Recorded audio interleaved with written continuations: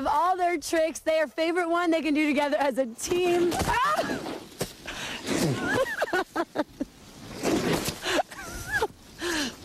Oh my God. That's a new move they like to call spraying. I just ate so much snow. Okay, I'm here in the kayak, here in the river. Never kayaked before, so we're gonna have Ruth show me some of the basics. And by the way, Cody, we're keeping track of how many calories I've burned so far. Yeah? 130 calories. Oh, you're doing just great. From watching this marathon. I think it's the Mylar bag. It's helping me burn more. I think so. Yeah. There's no keeping him behind the fence. When Bob Buchagnani is umpiring, all eyes are on the 82-year-old athlete, making this much more than any old Monday night Little League game. The blowing snow makes it tough to see, and it's really, really cold. So if you really have the urge to ride, there's always parking lots. And can you do it? Holy cow! And this is one of the ways that we heal our back through yoga. That's awesome.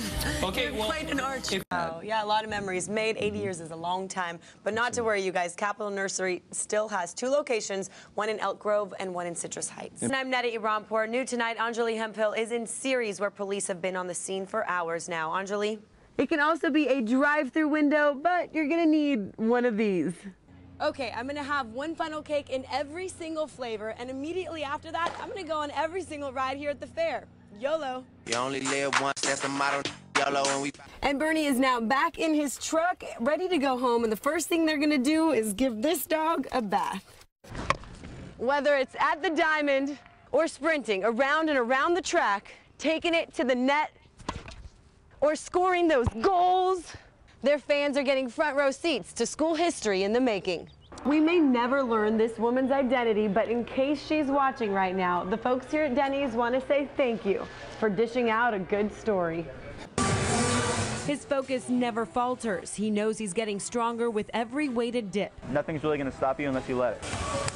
Tyler Bray moves with a mesmerizing motion. If there was a push-up record, I'd try to break it. His push-ups as impressive as his bench press. Tyler sets the bar high with his upper body strength, because frankly, that's all he's got, lifting at the level of a champion despite disability. I can't really use my hamstrings. I have my quads so I can extend. Born with spinal bifida, Tyler only knows life without walking, but that's never kept him chained down. There's nothing physically that's stopping you. It's your own mind stopping you. Boom, then down to a push-up. As a personal trainer, his clients can't really complain. If he can do it from a wheelchair, then they really don't have an excuse. I was raised to believe that you don't settle for less than you're capable of. And he proves that on the mat. Some people totally underestimate me. Wrestling since 7th grade, Tyler, on his knees, brings down opponents from their feet to their backs. I can't do it perfectly the way that an able-bodied person can, so I have to adjust it. So then when I get out in a match, the move is really surprising to people. That's also how he tackles jiu-jitsu. And just figure out a way to make it work. You know, I don't really view it as a disability, just kind of a challenge. He sees his condition as an advantage, a remarkable outlook that pushed him to powerlifting. It makes my mind a little more creative than most people's, I guess. Yes, there's more to Tyler. He's competed around the world in bench press on the U.S. Paralympic team, lifting an impressive 370 pounds. If you don't succeed, it's because you didn't try hard enough, or you gave up just before you were about to accomplish it. He also believes in his clients and the Rockland High wrestlers he coaches, sharing with them the power of mind over body when you have the heart. Okay, Tyler's now putting me to work. What are we doing here? Let's get 10 more. All right. So he does have goals of getting as many people to reach their full fitness potential, but Tyler doesn't stop there. He also wants to be a world champion in jiu-jitsu. And I have a feeling you have a pretty good shot. Thanks for the workout. Nice job. To hear no treatment, no cure has to be the most frightening words to hear from a doctor. Both Sean and Kyle are suffering from Friedreich's ataxia. It's life-threatening, debilitating, and incurable. But these 2 cyclists you see here, along with a couple other of their friends, are about to start a race that's sure to make the nation hear their cry for a cure. Ready? It's his heart that pushes him to pedal. But his heart is slowly wearing down. With this disease, you feel trapped a lot of times because you just can't do the things that you used to be able to do, and it's a real helpless feeling. Kyle Bryant has Friedreich's ataxia, a rare disease discovered just over a decade ago. No treatment, no cure. It affects balance and coordination, and it has symptoms like scoliosis, diabetes, and life-shortening heart complications. Every day his muscles get weaker. You're losing these things that you hold so dear, and for me it was baseball, basketball, golf, skiing. But he has not lost his ability to ride. Kyle gearing up for the nation's most grueling bike race. With the trike, it allows me to experience sport and physical activity like I used to before the disease. 3,000 miles cross-country from Oceanside to Annapolis, followed by 13 people who share his dream to inspire awareness and a cure. There's a lot of potential for things to go wrong.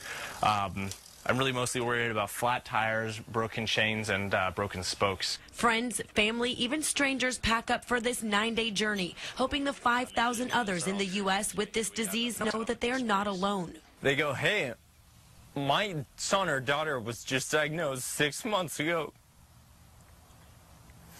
And what you're doing brings us hope. That's what I'll be thinking about on the road.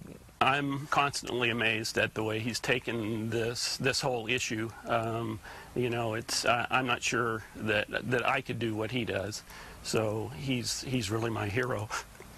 This humble hero may ride close to the ground, but he feels the sky's the limit. The more people that know, the more attention our disease gets, and the more research we can do.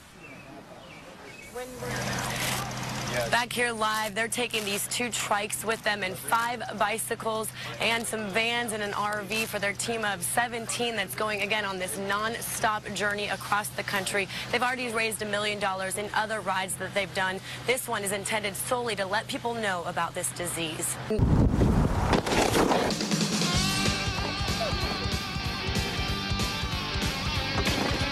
gotta fall a few times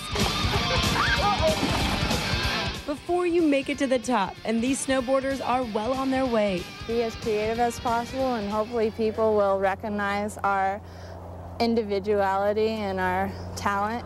Creativity, check. Individuality, talent, check and check. We're just creating and innovating. Making good use of junk? They sure can. From corrugated tubes to these wooden things off Boreal's beaten path. My board's gonna go under there, my body's gonna go over, then I'm gonna land back on the board. They strive to do what no one else has. It's gonna take a couple tries. Tahoe Danger Zone, created a year ago by skilled snowboarders Nick Visconti and Josh Parker. These competitive riders film their tricks, post them online, and now have a worldwide following. Viral videos. It just blossomed into this big deal. We'll reconvene, switch up the feature, get Richter, get some air, grabs rail, and have a good time. We learned quickly that to get to know him, we had to understand him first. The hip is like, you go up the lip and then you land like this. We're gonna be doing some jibbing. Say it with me, jibbing. Jib is when you get kind of loosey-goosey on the rails and do some swivel maneuvers. Photographer Mike Lowry getting up close to those maneuvers, and he soon found his danger zone when pro Brett Butcher landed right on him. You okay? Injuries can happen, but their passion for riding prevails. So we don't know why this random spool is right here, but why not use it? Woo!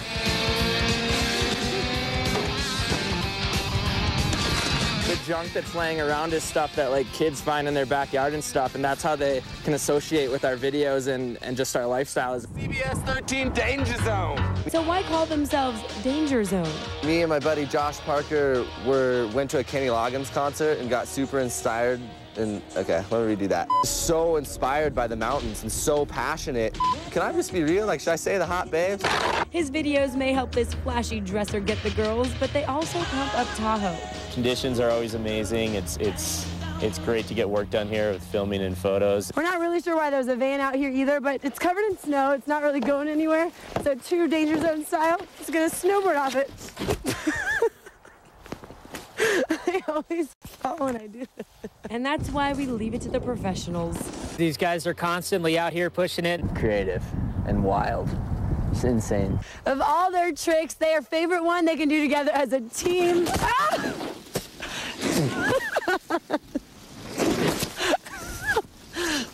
Oh my God. That's a new move they like to call spraying. I just ate so much snow.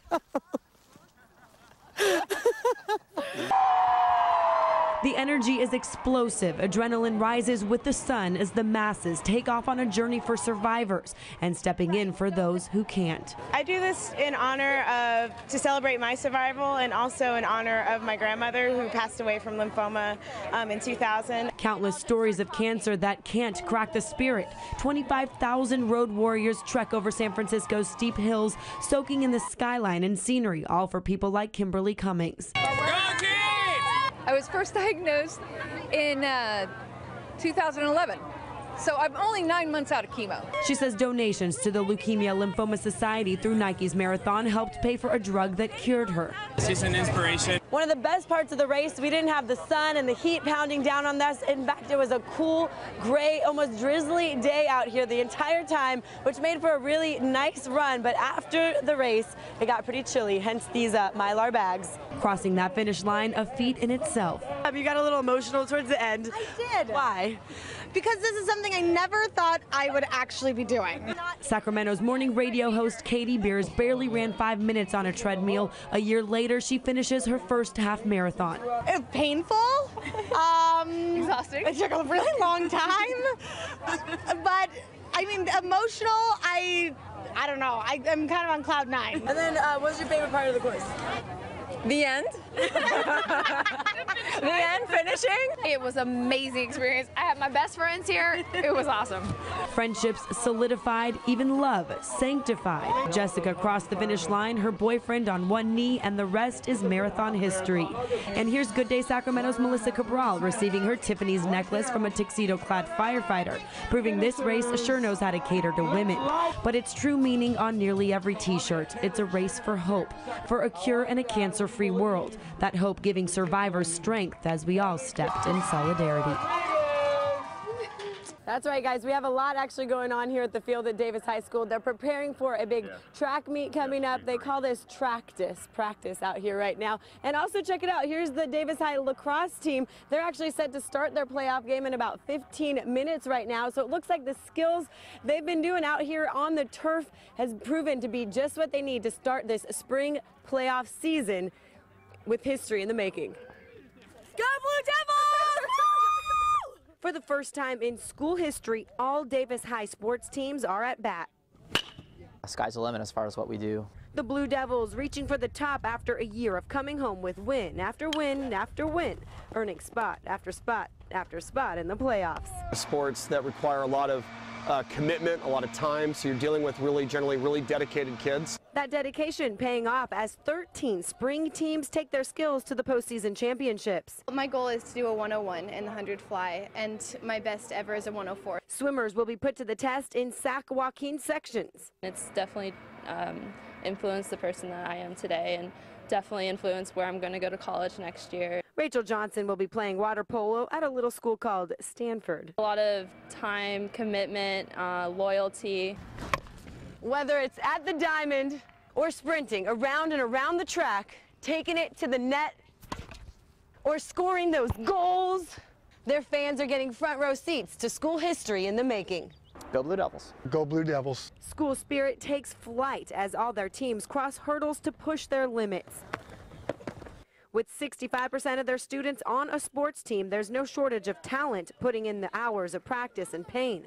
But really, we got to ask, why so many winners from one school? What's in the water here? What are you guys feeding these kids? Well, it's probably a lot of good youth programs that we have here, a lot of feeder programs. There's a lot of options for the kids when they're little. And back here live, you're looking at the lacrosse team about to start their playoff game. So it's not just lacrosse, track, tennis, soccer, volleyball, badminton, but plenty more teams, 13 to be exact, who are all going to be playing in the playoff games here now. So we do wish them the best of luck. I was going to teach them a few things. You know, I used to be a track star. I didn't quite wear the right shoes, though.